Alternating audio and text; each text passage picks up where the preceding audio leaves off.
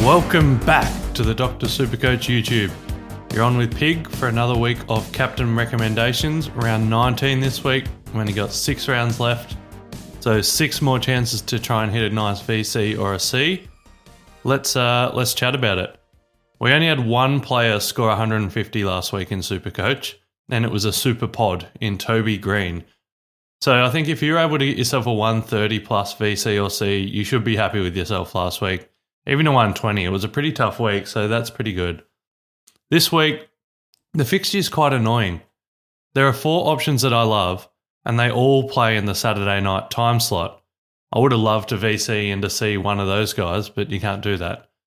So my recommendation this week will be to try and find a high ceiling VC that plays before them, and then choose your captain from one of those 2 Saturday night matches.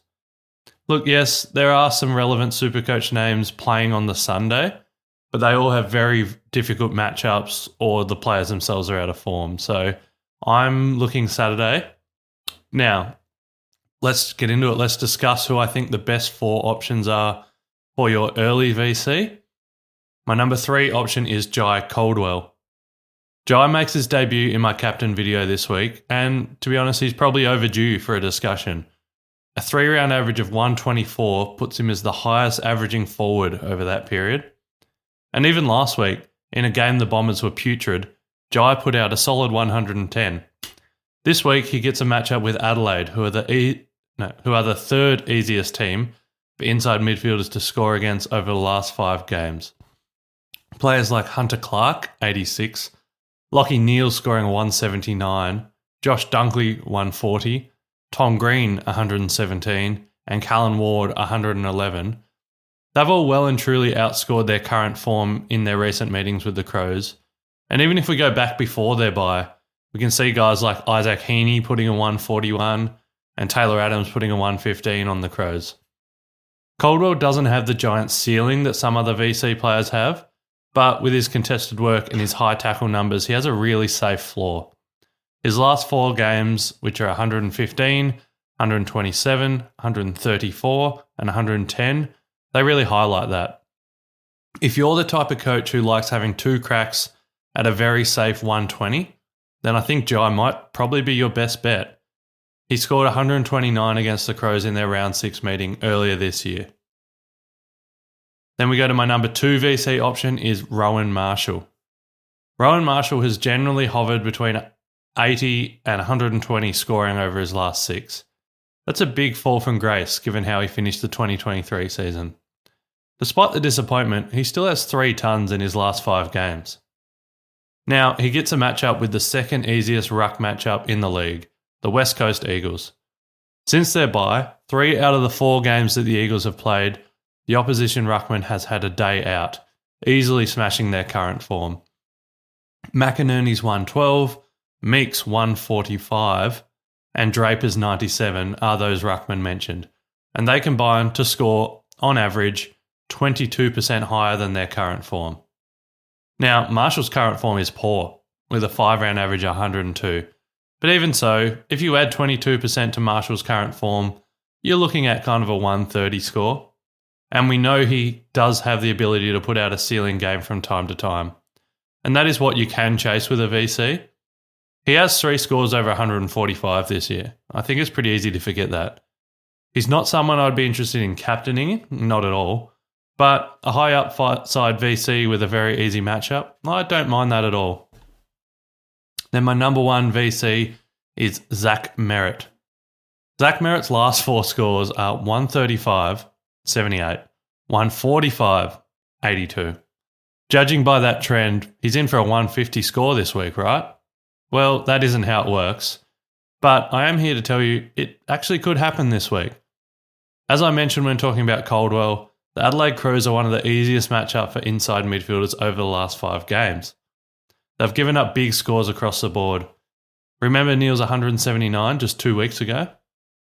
I don't think I need to give you any more data on the matchup itself, other than to say that Merritt's last 2 games against Adelaide at Marvel Stadium led to scores of 136 and 143. But what I really like here is the Bombers were embarrassing last week. With a chance to cement a top 2 spot, they blew it. They couldn't handle the rain and they got beaten by a Melbourne team with no Gawn and no Petrarca. It was bad. Zack himself was very poor as well. The media will have gone after Essendon this week, claiming they're pretenders and at risk of dropping out of the top 8, which is a real risk.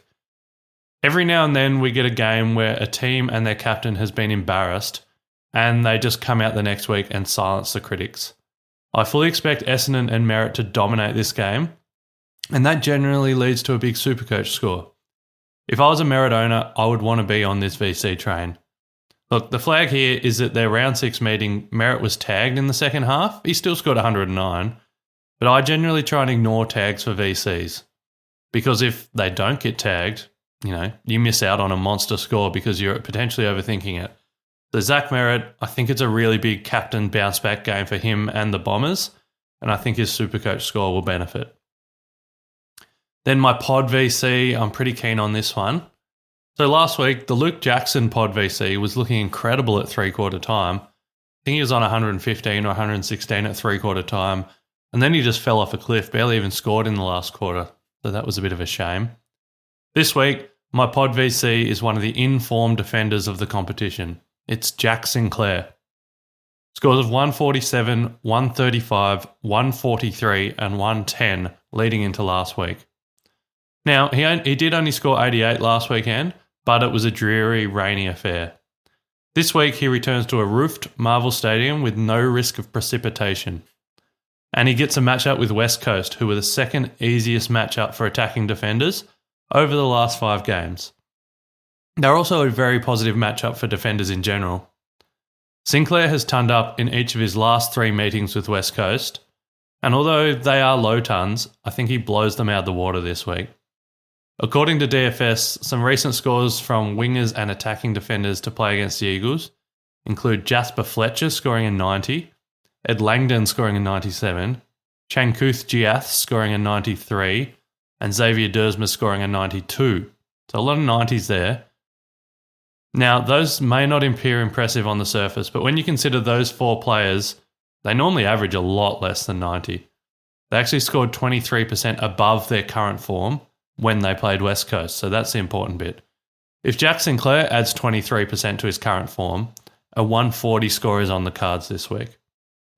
To me, this is the perfect high-ceiling VC pick on the early Saturday afternoon game that allows you to take a punt on someone with 150-plus scoring potential, like Sinclair does, and roll it into one of the exciting captain options that play on the Saturday night.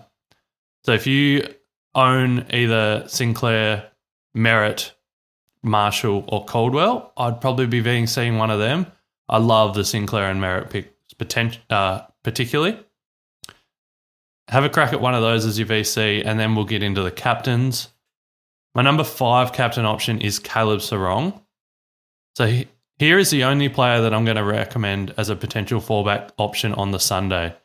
And even this one pick that I tried to find, I don't love it. Sarong's last 4 scores include a 121, an 85, where he was tagged in the second half, an 88, where he was tagged the whole game, and a 99, where he wasn't tagged, but going to UTAS does some weird things to people, so whatever. It's not great rating at all. And the only reason I'm considering using him in this week is the matchup, because it's Melbourne Demons at Optus Stadium. The Demons are the 5th easiest matchup for inside midfielders over the last 5 games. And without Petrarca and possibly without Gawn, we still don't know, it should be an easy kill. However, I did say the same thing about Essendon and Merritt last week, and they just melted in the rain. Another plus here is that Sarong is averaging 125 points per game at Optus Stadium this year. Although I do have to make you aware that his last 3 games there haven't been good.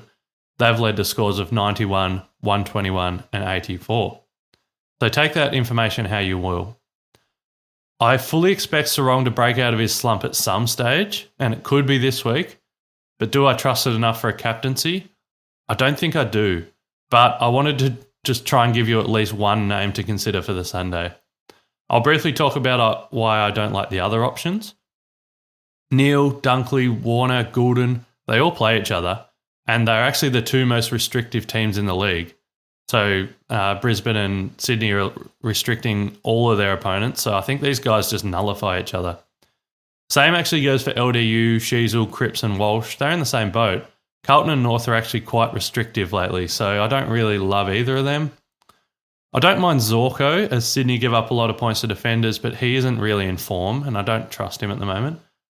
Gawn could be an option if back, but he'll still have an injury cloud over him.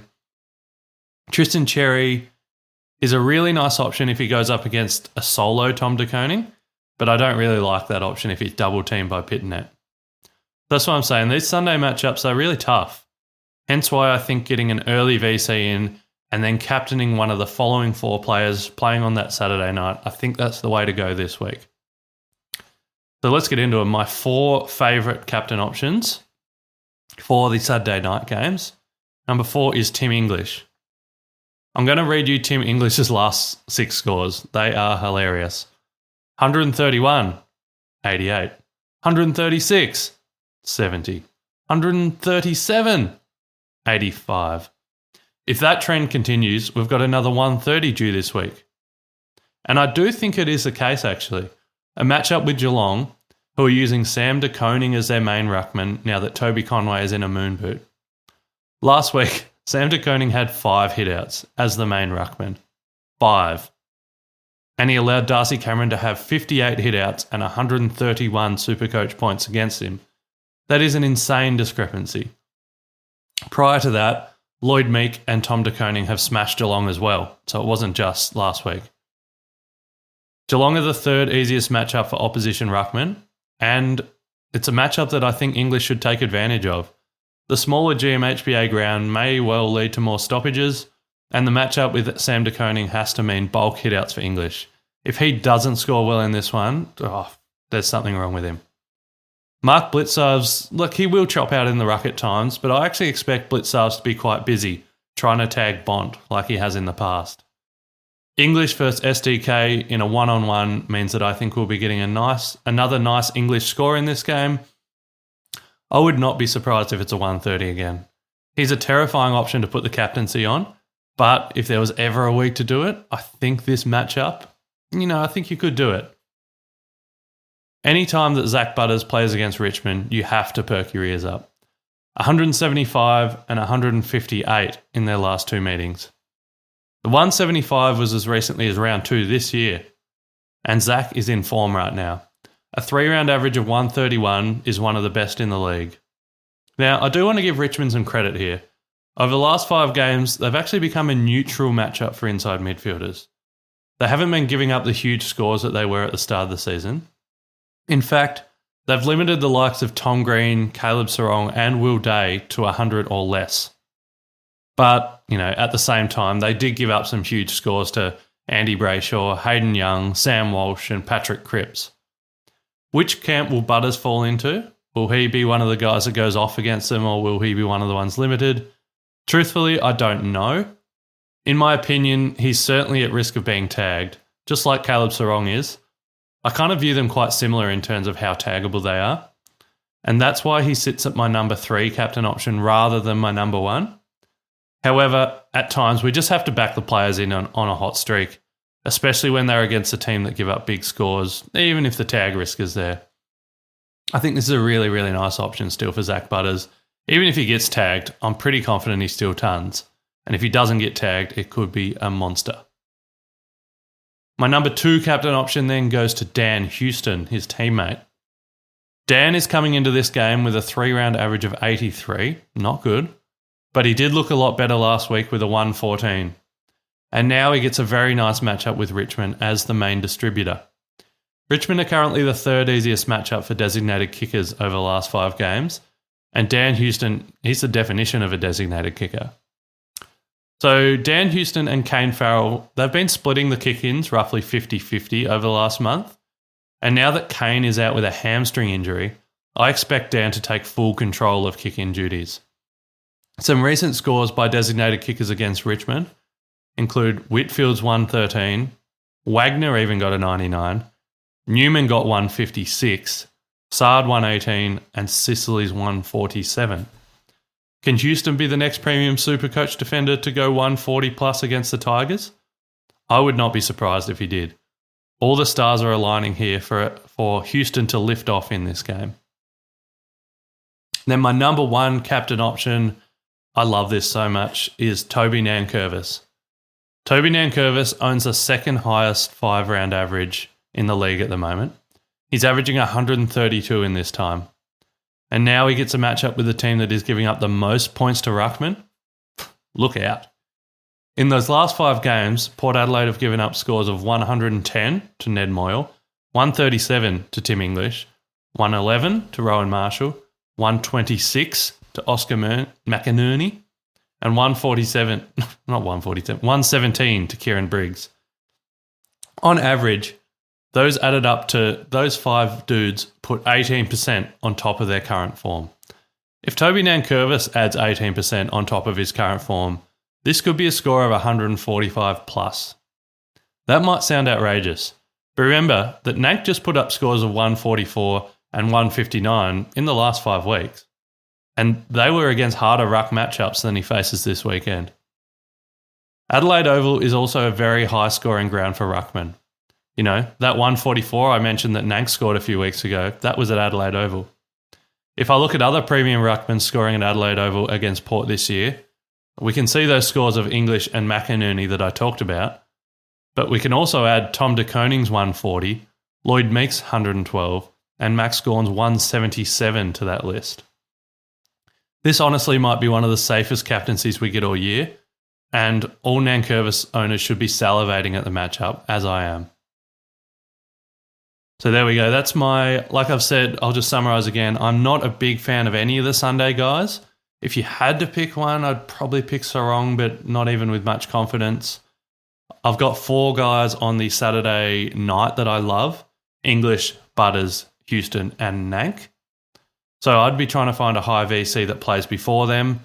I love Sinclair and I love Merritt especially. Marshall, I think, is a good chance to have a spike game. And Jai Caldwell is really nice if you want a safe floor 120. If you want to have 2 cracks at a 120, go Jai. What I'm going to do, I'm a happy Nankervis owner and he's going to be my captain. I've locked that in. I don't like any of the Sunday guys, as I said, so I'm going to try and find a high ceiling VC before Nank plays.